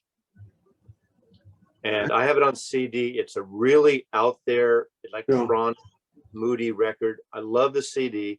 Yeah. There was Blemish, and there was like a Blemish remixes after that on CD. You know, the record is like $300 or $400, and there's only like 3 or 4 copies I've seen for sale. But I want to stumble across, or I wish I would just do a reissue of it. Yeah, this is brand new that I got recently. Yeah, I've seen those. This is brand new, and I have a few of those. This is brand new, so I have a lot to. I think I know what you're talking about. A guy in Japan. I don't know. Send me. You have this. I think this is the one that you have that you did your video, right? I have that. Well, that's the remixes. That's the Blemish remixes. You don't have this? I do have that. You don't have the album, right? I don't have vinyl. I have it on, but this is the one. I have the CD, but I don't have it on vinyl. This is that's the one. Oh yeah, I have it on CD as well. Yeah. This is Blemish, and I love this record. Oh, that's a very good. It did come out on vinyl, but it was at a time where people weren't buying a lot of vinyl. This Sakamoto with Sylvian weird remixes, Heartbeat. Right. I love that stuff. Yeah. This is another Sakamoto I need to listen. So that's how you found me, through David Sylvian? Yeah, this is another very good. Yeah, so that's the first video that I listened for you was the one you did in David Sylvian, and I noticed, man, this guy knows the stuff. And then I listened to another. If I don't know it, I just make it up anyways. No, but well, whatever it was, but it sounds, reasonable what you were saying, believable. I don't get a lot of views. It's funny. I did one David Sylvian. I did one of this guy Raymond Scott, who did electronic work and a lot of commercial work and bizarre music and Moog synthesizers in the 60s. I don't get a lot of views for those, but I like doing these offbeat artists too, not only a Neil Young or a overview or Bob Dylan overview or something. And the other thing is, with all the artists that I have interviewed, I want to begin soon donating some signed CDs to the listeners. I haven't figured out a way how to do the website, but I have at least 300 CDs that artists have sent me that I need to, I have paid a percentage, right? Or they charge me only for send me the shipping, pay me the shipping, or pay me half the cost. And right. At least 300 CDs I need to listen to. Like, do you do these videos that you do on your channel? Do you upload them to YouTube also? No, I have not created. They're all in the radio. You should do that because you get more people finding you that way. If you have a playlist of these, maybe. Like that's the thing that then I will ask you. But see that who Suzanne Ciani sent me all the stuff signed, and another one signed, and this is not Sylvian, the singer for Steve Hackett, signed, and I don't know about any of those artists. You don't know what Nat Sylvian is? No. Oh, say it again. Nat Sylvian. He's the singer. Oh, the brother. No. No. I will send you links. No. These have nothing to do with David Sylvian. No. Oh no, I don't know. There's so much music, and I know what I know, but there's so much I can't keep up with. The guy is very good. So I will send some stuff, and also because in the electronic music radio that I have, instead of buying that many CDs, right? I ping a couple of records. I mean, a big record label, and they say, this is a free radio. I don't charge anything. I want to promote your music. I like the people. And the guy say, yeah, no problem. Put a logo by, record label, and I will send you, a bunch of stuff. So a company in Germany sent me 20. Then I'm going to be interviewing several people from K-Scope. It's a big record label. I'm quite sure you know them. They will send me, and then the other one. Last night, I got this box from Burning Shed. You know that they send me all, stuff that I need to listen to, and all free, and there's very good stuff here. Brian Eno and a bunch of those. So I need to make time to. I need another life, man, and 50 hours a day or something to listen. But it's fun, man. Eventually, I will listen to.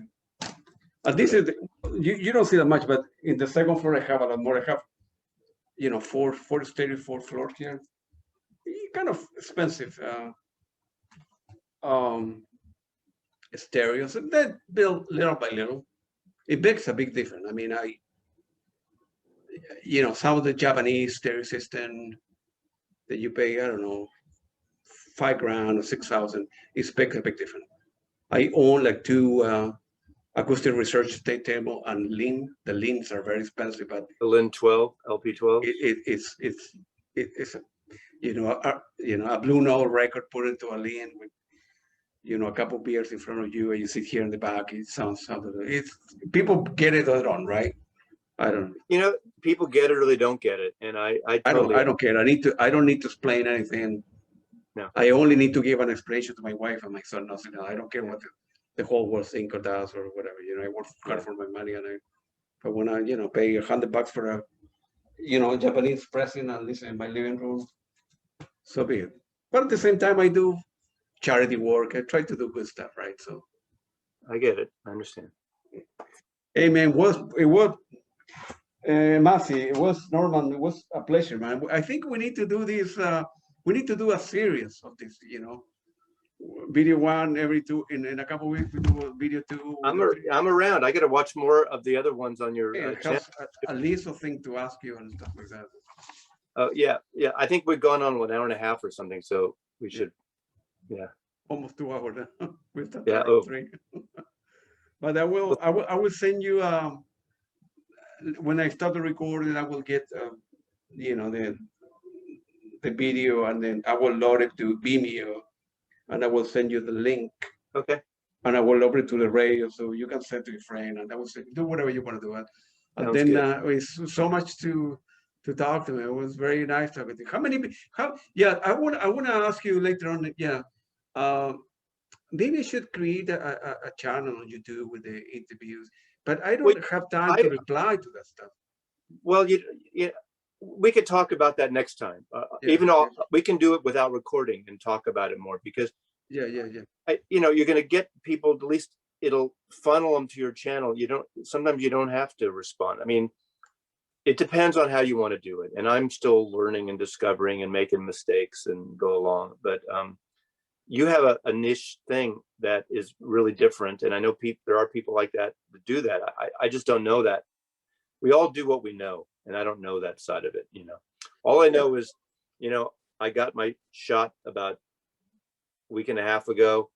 And now I have Bill Gates' chip inside my arm, in my body, that Microsoft chip that's going to me, that he can control me at just flick a switch. Yeah, okay. I don't know. Well, that's what the paranoid people are saying, that Bill Gates has put a chip in all of us on this virus vaccine. Is life in other planets? What do you think? Pardon me? Do you think it's life in other planets? Are we alone in the universe? Absolutely. Not really close to us, but of course there has to be. The odds are, yeah. I don't know what type or what, there's something out there, yeah.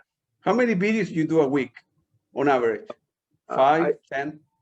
I do a lot. Sometimes I won't do them for a while, then I'll do a bunch. And when I don't have an idea, I like coming up with ideas and themes. When I don't have an idea, every couple of days or every week or 2, I'll do a whack-a-mole, because those are fun. Yeah, and it makes me discover things in my collection that I may not have pulled recently. So I enjoy those. So beer or wine? Beer or wine? Wine. What kind of coffee you like? Strong, medium, Colombian coffee? I grind my own beans. I have an Italian espresso machine. Yeah. I make like a cappuccino every morning. I'm more of a martini, a gin martini person, but I like wine. I don't drink beer a lot anymore. Really? I like dark beer, Yeah. but I have a medical issue that I can't drink a lot of beer. I shouldn't. But Chile, yeah, any Chilean wine? Wine from Chile, very yeah, good quality I stuff. don't know. I mean, I pick it up because you can. It's so inexpensive, at least around Yeah, where I'm. very good quality wine for 10, 15 bucks. Yeah, I know at Trader Joe's or something, you get a lot of it, type of thing. Yeah. But I like, yeah. I mean, living in the Bay Area, obviously near Napa, and that there was a time where I was drinking a lot of really good wines. Not so much anymore. I like a good cocktail, every night maybe. Yeah. So, all right. All right, man. Maybe I will send. I will send some.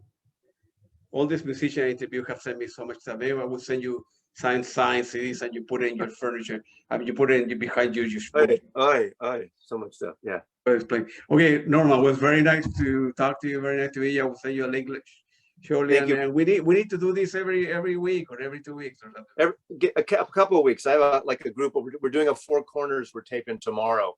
Yeah. That'll be up. It'll either be up Sunday or next week. I don't know when it's going to be up, but we're doing a Four Corners tomorrow, our next one. So. Okay, man. Take it easy. Adios, amigo. Appreciate it. Thank you very much.